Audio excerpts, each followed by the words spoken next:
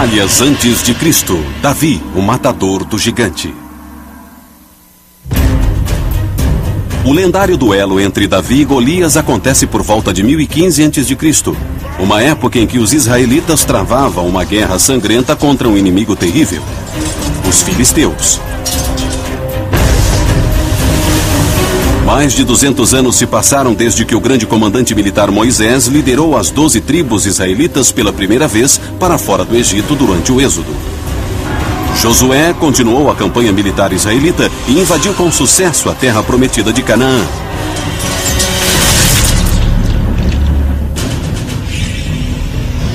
Agora, depois de 2 séculos e milhares de vidas perdidas em batalhas bíblicas sangrentas, os israelitas não chamam mais essa terra de Canaã.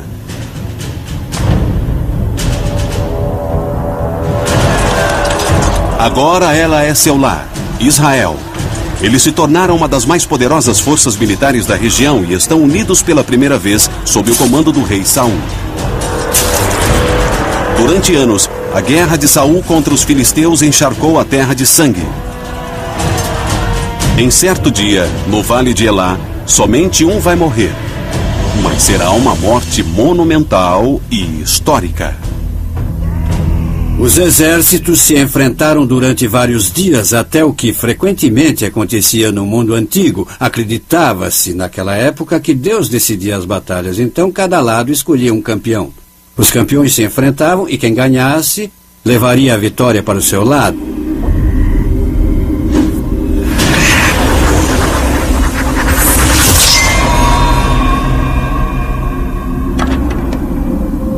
Todo mundo conhece a história de Davi e Golias, onde Davi usa sua funda, dispara uma pedra em Golias, acerta entre seus olhos e Golias morre.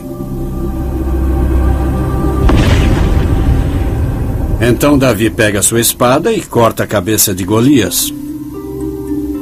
A morte de Golias por Davi é um ponto de virada na guerra contra os filisteus.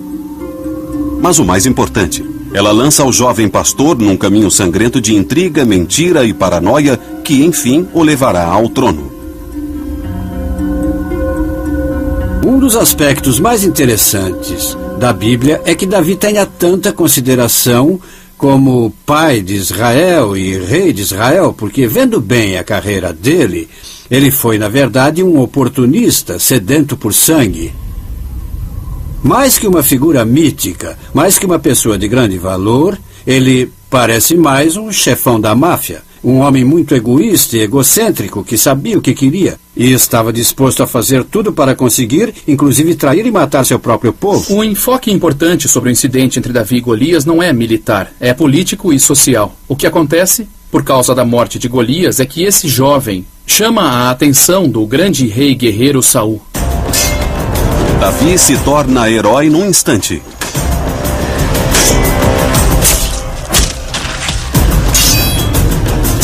Ele ganha o posto de guardião das armas pessoais do rei Saul.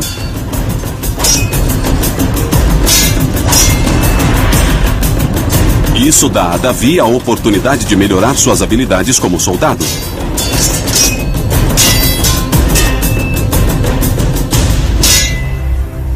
Mas o sentimento inicial de Saul de admiração logo se torna desconfiança e inveja. Desde o início, você percebe que tudo isso vai dar em desastre. No caminho de volta da primeira batalha, depois que Davi matou Golias, há mulheres nas ruas dançando e cantando. Saul matou milhares e Davi dezenas de milhares. Saul tinha passado por 20 anos de guerra brutal, enquanto Davi atirou uma única pedra.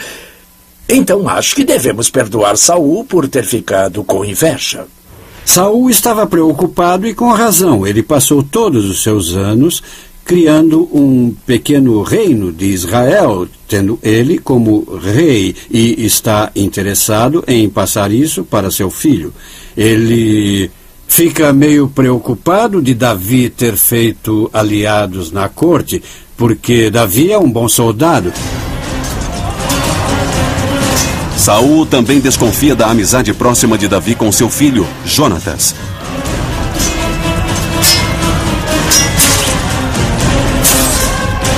Os dois jovens têm uma relação fraternal dentro e fora dos campos de batalha.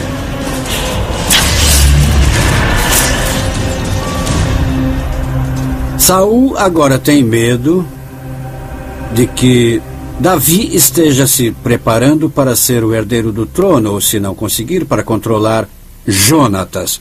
Essa é a base do rompimento dele com Davi. Para fugir de Saul, Davi se refugia em sua tribo natal em Judá, uma região ao sul de Israel. Mas mesmo lá, ele foi caçado pelos homens de Saul. Então Davi foge de Israel e se alia aos seus maiores inimigos, os filisteus. É nesse momento que Davi começa a juntar um exército do que a Bíblia chama de homens desesperados. Eles são fora da lei. São soldados da sorte e estão ao lado dos filisteus. Agora Davi não é só um fora da lei, mas realmente se tornou um traidor de seu próprio povo. Mas antes que os filisteus aceitem a ajuda de Davi, eles devem estar convencidos de que ele não é um espião. A primeira coisa que o príncipe filisteu faz é testar a lealdade de Davi. E como você testa a lealdade de um israelita? Eu tenho para mim que ele ordenou Davi a atacar os assentamentos israelitas. O príncipe filisteu controla a área chamada de Gate, próxima da fronteira da tribo natal de Davi, Judá. Eles são presas fáceis contra as aldeias israelitas. Então ele envia Davi contra as aldeias israelitas. E Davi cumpre as ordens. Ele ataca as aldeias fronteiriças entre os reinos filisteu e israelita. Reúne os despojos de guerra e entrega ao príncipe filisteu. Enquanto Davi e seus homens estão parados próximos a Hebrom, a Bíblia diz que o exército filisteu faz um ataque ousado aos israelitas no monte Gilboé. Saul e os israelitas estão em terreno alto. Parece que vão conseguir resistir ao ataque filisteu.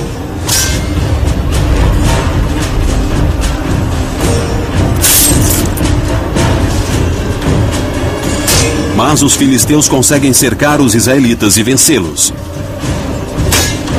Saul e Jonatas estão arruinados.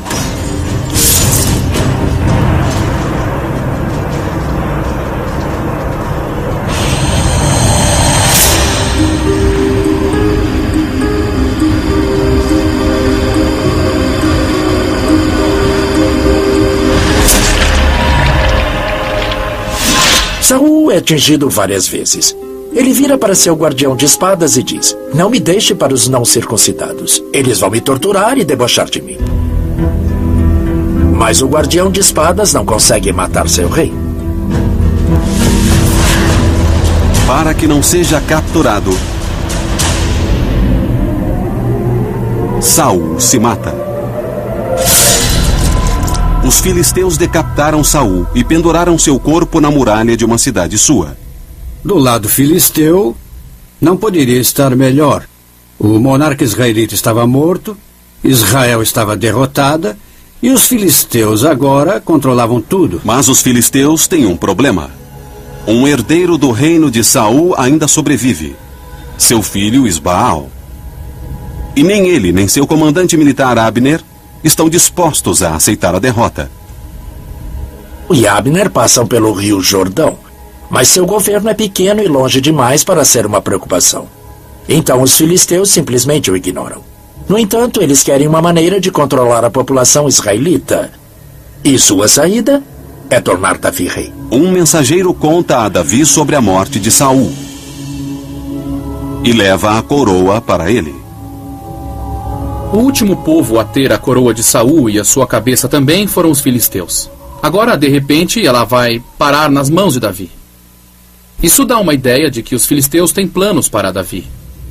Com o apoio dos filisteus, Davi se torna rei da tribo de Judá. Mas sua ambição é maior que isso. Ele não está interessado em comandar como um fantoche filisteu. Ele quer ser o rei de toda Israel. Ele traz homens de seus tempos como fora da lei, homens brutais, matadores experientes e completamente leais a Davi.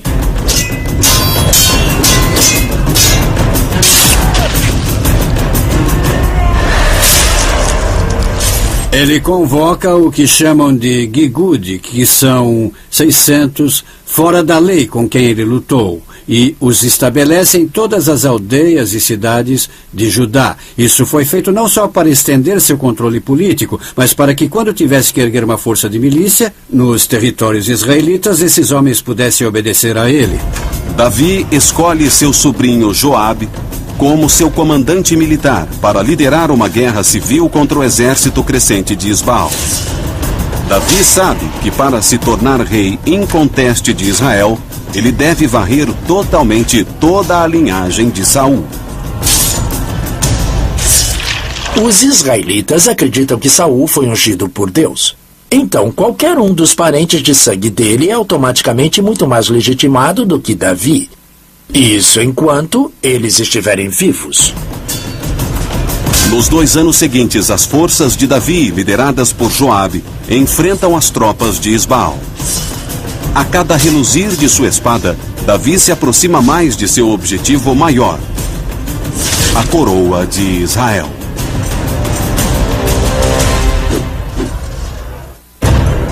É por volta de 1004 a.C.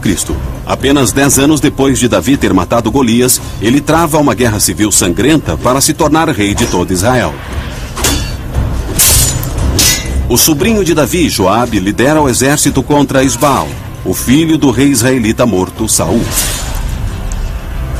A Bíblia não fala sobre o número de batalhas e quantas pessoas foram mortas, mas é bem clara sobre o fato de que o exército de Isbaal estava levando a pior. A arma da época era a espada reta, usada para cortar, talhar e atravessar o corpo do inimigo.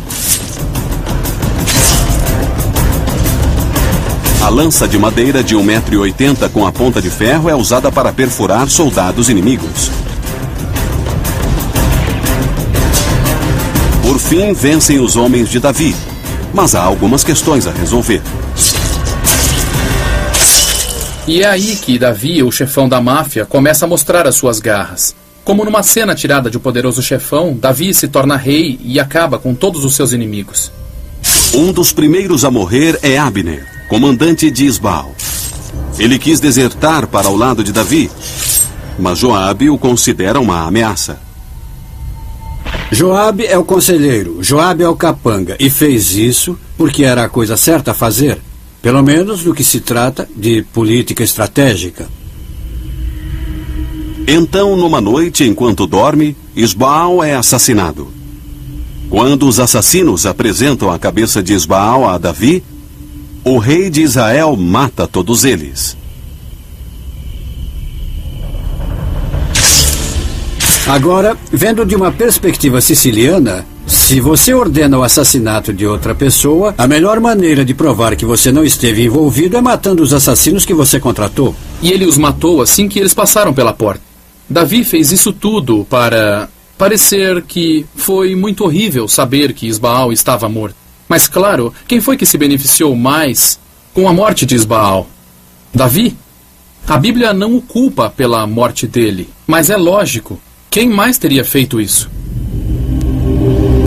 Em um ato final medonho para assegurar sua posição como rei de Israel, Davi ordena a execução dos últimos herdeiros do trono restantes, os 7 jovens netos de Saul. Davi os crucificou e os pôs no sol, onde todos morreram.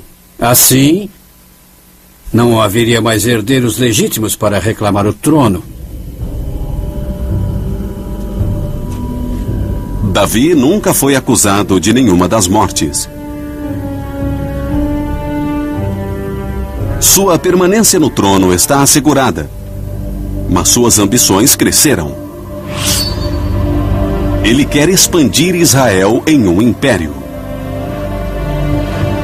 Davi chega ao poder porque ele é o cara mais forte do pedaço, ele é o mais ambicioso do pedaço. Ele é um homem que quase não tem limites para conseguir aquilo que é de seu interesse. Então é uma escalada sangrenta até o poder, e o que acontece depois é um regime sangrento para que se mantenha no poder. A primeira providência de Davi é se livrar de qualquer obrigação. Ele trai os filisteus que o ajudaram a chegar ao poder. Em uma série de batalhas sangrentas, ele os submete.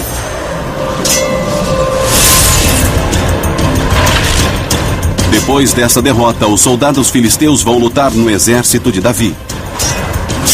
Eles fornecerão sua arma mais estimada, a biga. A biga dos filisteus na época era levada por 2 cavalos e geralmente comportava 2 homens, o condutor e o arqueiro. O arqueiro devia ser muito habilidoso para lançar flechas com precisão, enquanto passava em superfícies desiguais a até 16 km por hora. A plataforma de madeira era feita em uma forma de um D, com o eixo colocado no meio dela, dando estabilidade e força adicional. Com um exército de 8 a 10 mil soldados, Davi toma a cidade de Jerusalém, onde funda a primeira capital de Israel. Ele olha em volta e vê o quê? O que qualquer rei vê quando está no trono: ameaças.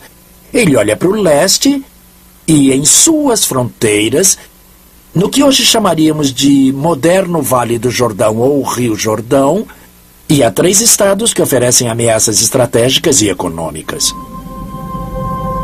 Amon, Moabe e Edom, que é a primeira na lista de Davi. O verdadeiro motivo dele é econômico. Eles têm minas de cobre e ferro maiores em Edom e ela fica no meio do caminho do que chamamos de Estrada do Rei. A Estrada do Rei conecta a Síria ao Egito. Davi quer acesso livre a essa importante rota de comércio, então parte para a tomada à força de Edom. Davi se movimenta bem rápido para pôr Edom entre o cerco israelita, e faz isso com incrível brutalidade.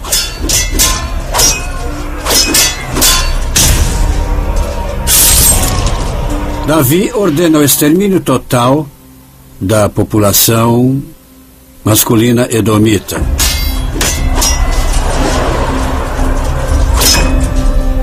As crianças e as mulheres são vendidas como escravas e o governo é desmantelado.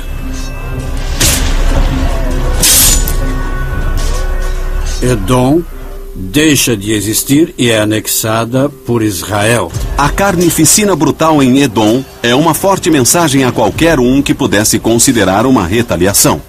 Mas o derramamento de sangue estava só começando.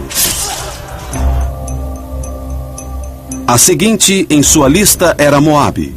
Tendo conquistado Edom, destruído sua população e reunido suas fontes de recursos econômicos na tomada da Estrada do Rei, o estado logo ao lado de Edom, o estado de Moabe, agora parecia ser uma ameaça à manutenção e preservação dessas fontes. É uma velha prática histórica. Uma área que é quase o estado tampão, de repente se torna uma ameaça e tem que ser neutralizada. É a primeira teoria do efeito dominó da história. Davi sabe que Moabe não é uma ameaça militar a Israel porque está no ponto mais distante do Mar Morto.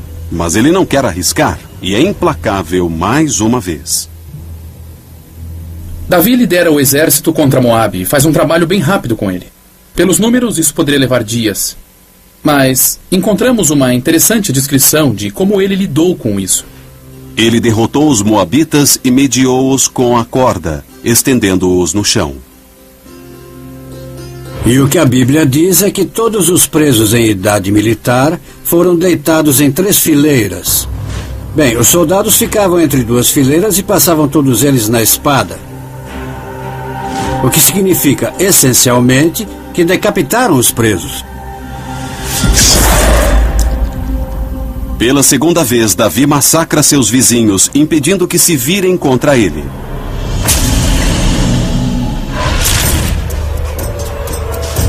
Mas Davi está prestes a enfrentar o oponente mais poderoso de Israel na região. Mas sangue está prestes a ser derramado na Terra Sagrada. É por volta de 1000 a.C. E o exército israelita do rei Davi está disposto à guerra. Eles já destruíram os povos edomita e moabita.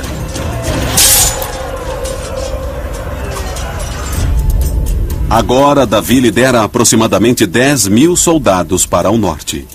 Tendo conquistado Edom e Moabe, Davi naturalmente vira suas atenções para o último estado restante que disputa com os israelitas os interesses pelo Vale do Jordão. São os Amonitas, cuja capital fica em Rabá, que é a moderna Amã. Amon é o último, mas o mais importante dos 3 estados na fronteira leste que Davi quer conquistar. É o maior concorrente de Israel pela influência na região. Para entender o que aconteceu em Rabá, é preciso entender o contexto político. Os amonitas não eram bobos. Eles viam claramente a expansão dos interesses israelitas para dentro do vale. Houve algumas negociações entre Davi e Amun, o rei de Amon, até Davi falar em um certo incidente diplomático. Nesse ponto, os amonitas entenderam o recado e começaram a procurar aliados em volta. Eles encontraram aliados ao norte na terra de Arã, no que é a Síria hoje. É uma nova força que chegou ao poder sob comando de um líder chamado Hadadezer, que tem suas próprias ambições. Hadadezer não é bobo. Ele procura qualquer pretexto para estender sua influência para o sul em Israel e deter o avanço de Davi. Esse é o pretexto perfeito. Quando Davi sabe que os amonitas foram pedir ajuda a Hadadezer, ele ordena que Joabe leve seu exército a Rabá. E, rapidamente, ele reúne todo o exército, põe o seu conselheiro, Joabe, como encarregado e diz a ele que marche para a capital Rabá, a destrua e derrote os amonitas. Joabe e os israelitas atravessam o rio Jordão sem oposição. Sem outras tropas à vista, Joabe marcha pela planície até Rabá. O que acontece é que o exército amonita sai de sua cidade e se posiciona em frente a ela com sua infantaria se oferecendo para a batalha.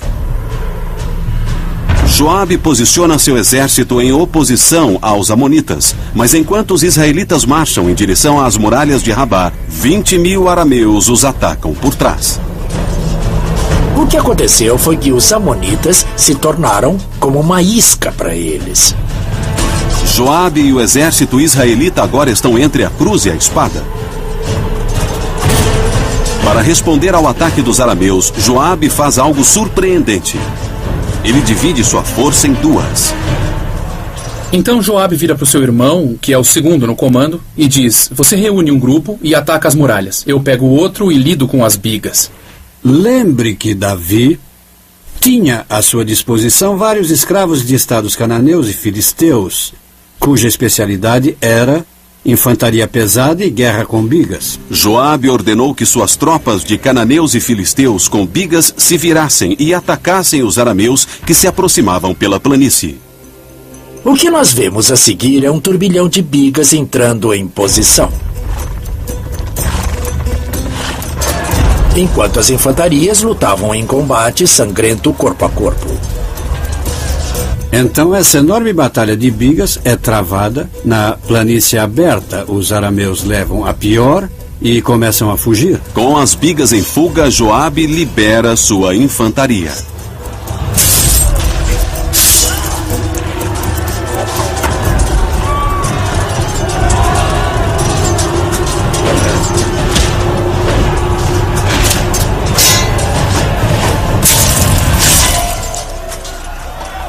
A infantaria amonita agora se mistura à infantaria israelita na frente da cidade, perde a confiança e começa a recuar para dentro da cidade. Assim, a batalha fica praticamente empatada.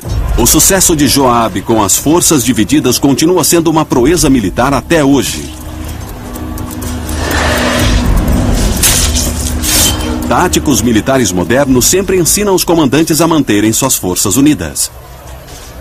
Mas isso certamente pôs muito medo em Joabe, porque ele não fez mais nenhum movimento para atacar a capital Rabá. Ele imediatamente pegou a infantaria, pegou as bigas que tinha e se retirou rapidamente, atravessando o Jordão, de volta para Jerusalém, dizendo que aquele não tinha sido um bom dia. Depois da batalha, os arameus recuam para o norte, no que agora é o sul da Síria.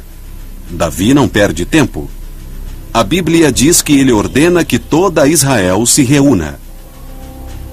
Quando você ouve essa expressão, toda Israel, ela significa toda a milícia. Provavelmente de 20 a 25 mil homens. Davi leva pessoalmente os israelitas para o norte, passando pela capital Rabá e pelo exército amonita.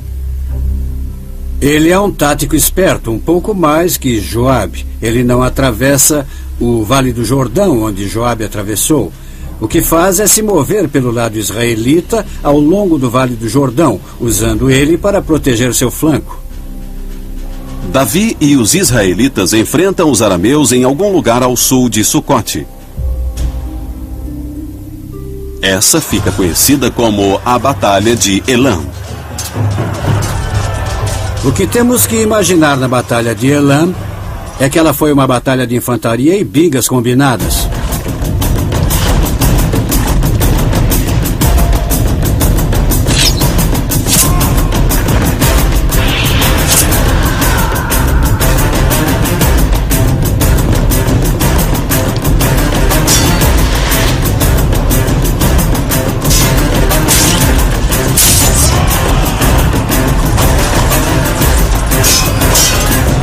Davi se recusa a perder.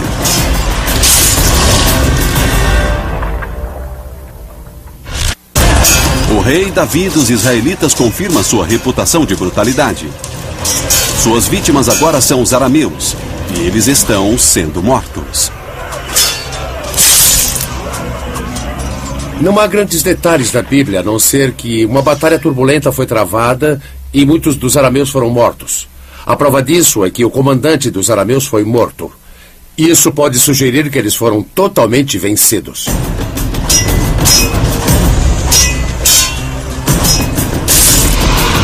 Quando você mata o comandante de um exército antigo que possui bigas, o que significa que ele poderia fugir dali bem rápido se fosse preciso, você fez um trabalho muito bom. Atingidos pelos israelitas uma segunda vez, os arameus recuam para o norte novamente. Davi agora entende que não foi até lá para vencer uma única batalha, que deveria lidar com aquilo enquanto tinha soldados em campo, e assim continua a seguir para o norte. A notícia da derrota dos arameus em Elam se espalha rapidamente pela região.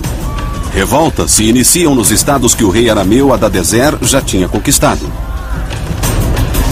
Isso cria um problema para o rei arameu Hadadezer, porque ele não pode fazer um ataque combinado contra Davi antes de amainar essas revoltas.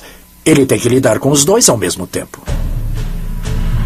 Hadadezer ordena que uma força atrase Davi e os israelitas enquanto ele monta uma campanha para acalmar os revoltosos locais.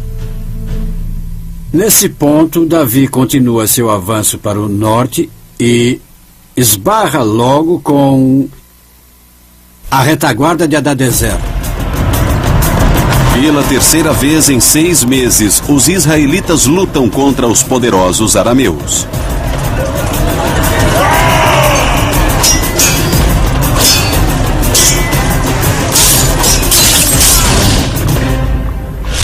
O que acontece é que Davi encontra o exército principal de Hadadezer, uma grande batalha acontece e muitos milhares foram mortos, pelo que diz a Bíblia.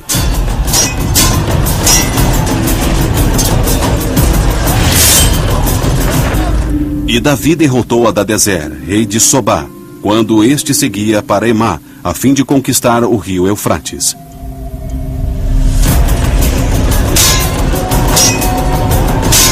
Davi e os israelitas alcançam os arameus em fuga e matam muitos deles.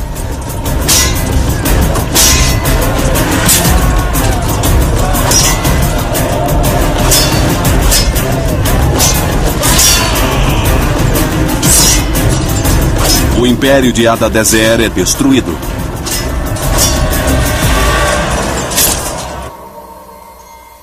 Agora, sem oposição ao norte, Davi exige os estados arameus em nome de Israel. Agora, acrescentando o reino arameu, Davi controla uma área muito grande. E isso é o que definirá o que é chamado de Império de Israel. O novo Império Israelita agora se estende do rio Eufrates ao norte até a fronteira com o Egito, no Sinai, ao sul.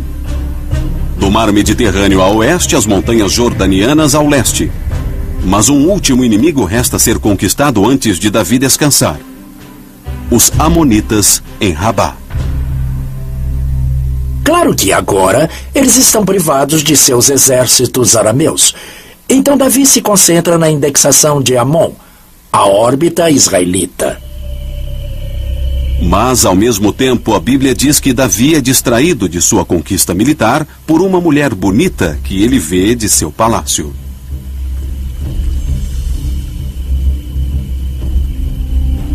Parece que é nesse momento que Davi se encanta por essa mulher linda chamada Betsabeia. Ao invés de ele próprio levar o exército para a batalha. Alguns analistas suspeitam que o que manteve Davi em Jerusalém foi seu desejo por ela. Ele recorre a seu conselheiro Joabe e diz: leve o exército, se aproxime dos amonitas e derrote-os. Davi ordena que Betsabeia seja levada até ele. Mas ela é uma mulher casada. Seu marido, Urias, o heteu, é um soldado de Joabe no exército israelita. Escândalo total. Davi é mesmo lendário. Ele é visto como um grande guerreiro e um grande unificador. Ele é o fundador do primeiro Estado israelita, o queridinho da Bíblia, mas muito se fala em suas fraquezas, principalmente com as mulheres.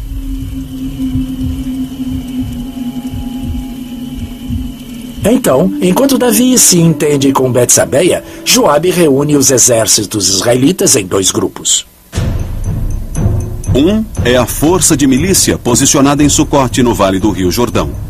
O outro é o exército de elite, formado em maior parte por profissionais na infantaria e nas bigas. Eles marcham para Rabá e a cercam.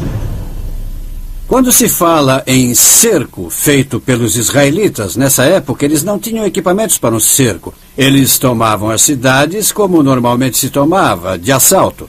O problema em relação a Rabá é que para fazer isso você precisa de uma vantagem numérica grande e a maior parte da milícia estava em Sucote. De cima das muralhas de Rabá, arqueiros amonitas podem facilmente atingir a infantaria israelita. O sangue jorrava em Rabá, e no entanto não era isso que ocupava a mente de Davi. Davi está em Jerusalém, aparentemente se divertindo com Betsabeia, e recebe uma mensagem de Joabe, seu comandante, dizendo: as coisas estão difíceis aqui, sabe? Toda vez que nos aventuramos em outras muralhas, perdemos homens, perdemos 18 homens só ontem. Davi responde: bem, então não cheguem perto das muralhas. E é aí que o problema começa a se desenrolar, porque parece que Betsabeia fica grávida. E o problema é que ela é casada com Urias, o heteu. Isso cria um pequeno problema. Urias está com o exército em Rabá, lutando para Davi. Davi chama Urias de volta a Jerusalém. Então Urias, sendo o bom soldado que é, volta a Jerusalém e Davi diz a ele: olha, você foi um bom soldado, está na frente de batalha, você merece um descanso. Volte para sua esposa, descanse um pouco antes de voltar para a batalha. Pensa bem nisso. Só há um motivo para Davi mandar Urias voltar para Betsabeia em casa, para que eles façam sexo. Parece que Davi está tentando esconder a paternidade do filho de Betsabeia. Um dia depois de mandar Urias, o heteu, voltar para sua esposa, Davi sai de seu quarto e topa com ele, que tinha dormido do lado de fora. Dá para imaginar como foi a conversa quando o rei de Israel disse ao soldado raso: o que está fazendo aqui? Mandei ir para casa, comer e ficar com sua esposa. E ele disse: senhor, como posso fazer isso quando meus colegas soldados estão em perigo nas frentes de batalha? Eu não posso ir e ficar com minha esposa. Acho que isso seria errado. Urias mantém o código de honra dos soldados israelitas, que quando estão em guerra não devem ver suas esposas, um por todos e todos por um, assim dizendo. Mas quando ele se recusa a ver a sua esposa, Urias sela seu destino com Davi. A Bíblia diz que Davi escreve um bilhete para Joabe e o envia para a frente de batalha com Urias. Ele escreveu uma carta dizendo: coloque Urias na frente da mais perigosa batalha e retirem-se, para que ele seja ferido e morra.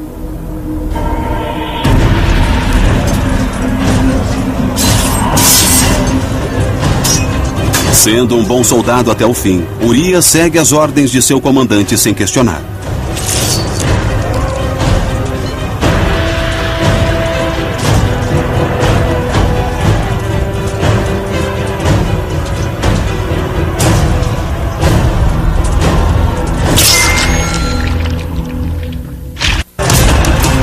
Urias, o Heteu, é um soldado de valor que luta pelos israelitas.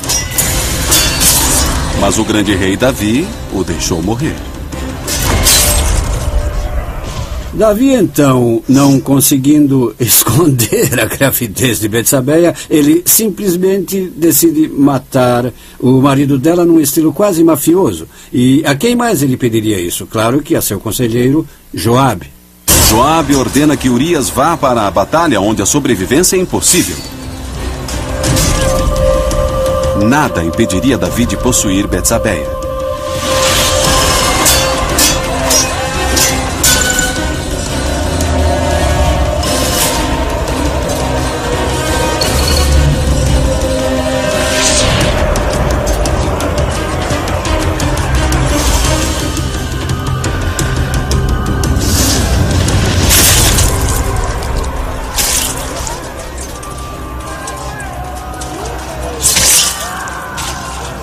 Em Jerusalém, Betsabeia sabe que Urias foi morto em combate. Ela fica de luto à prática cultural padrão. E assim que termina seu período de luto, o rei Davi a chama para se tornar sua esposa. Mas o comportamento de Davi não passa despercebido. A Bíblia diz que é da vontade de Deus que o bebê morra, como punição pelos pecados de Davi. Urias está morto. Davi tomou Betsabeia como esposa. Isso é um escândalo do Velho Testamento. Mas militarmente ainda há uma batalha travada em Rabá. Os israelitas ainda estão presos fora das muralhas de Rabá. Então, finalmente, Davi manda uma mensagem a Joabe: ataquem novamente, vençam a guerra.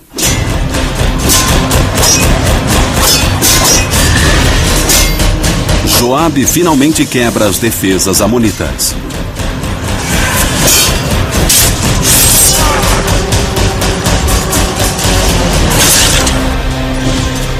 E então Joabe envia uma mensagem a Davi dizendo: olha, está indo bem, mas é melhor você vir aqui, porque a sua ausência é percebida. O povo vai querer todo o crédito pela vitória. Davi não é bobo. Ele entendeu que para ser rei, você tem que fazer coisas de reis. Então, ele marcha até Sucote, se une ao resto do exército e depois marcha para Rabá, agora com ainda mais soldados. A cidade é tomada de assalto.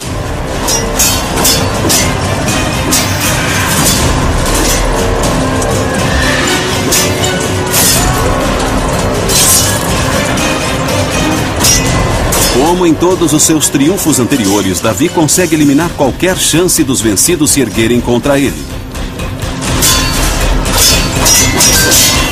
A matança continua.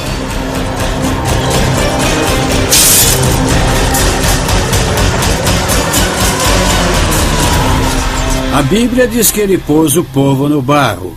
Foi o que o faraó fez com os israelitas. Ele os transformou em operários de construção. Uma das primeiras tarefas era destruir suas próprias muralhas. O que era bem comum naquela época.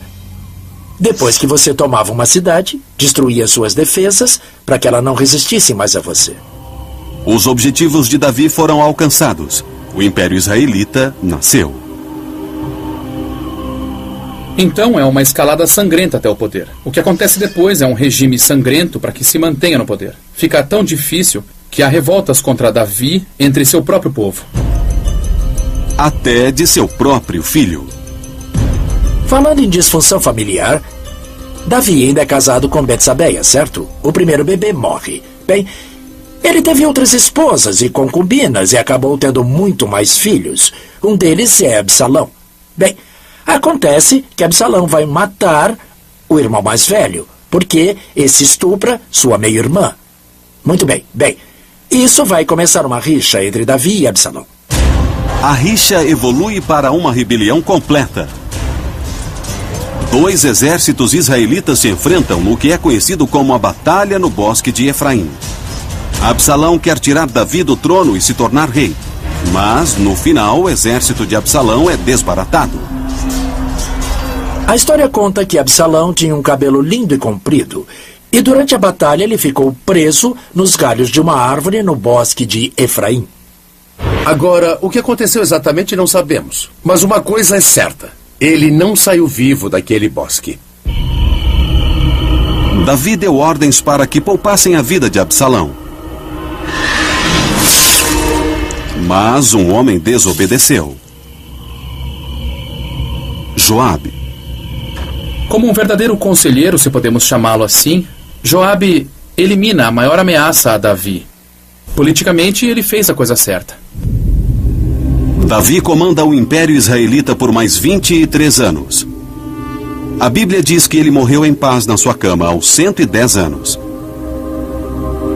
Mas mesmo depois de sua morte, o assassinato e as intrigas continuaram. O outro filho de Davi com Betsabeia, Salomão, se torna o próximo rei. Um de seus primeiros atos é matar Joabe. Isso não era feito como um tipo de vingança. Era mais para assegurar seu próprio poder pessoal. Salomão devia ver Joabe como uma ameaça. E como seu pai fazia, ele eliminou aquela ameaça. Davi é a figura mais popular da Bíblia. Crianças recebem seu nome, ele é visto como um herói, como a pessoa que fundou o Império Israelita, o Estado. Então ele é quase uma figura mítica. Mas quando você o vê com clareza, ele parece até humano demais. Da minha perspectiva, o mais fascinante é as pessoas ainda o verem como uma pessoa mítica exemplar. Ele tinha muitos maus hábitos. Davi é reverenciado através dos tempos por ter unido as tribos de Israel e fundado o Império Israelita.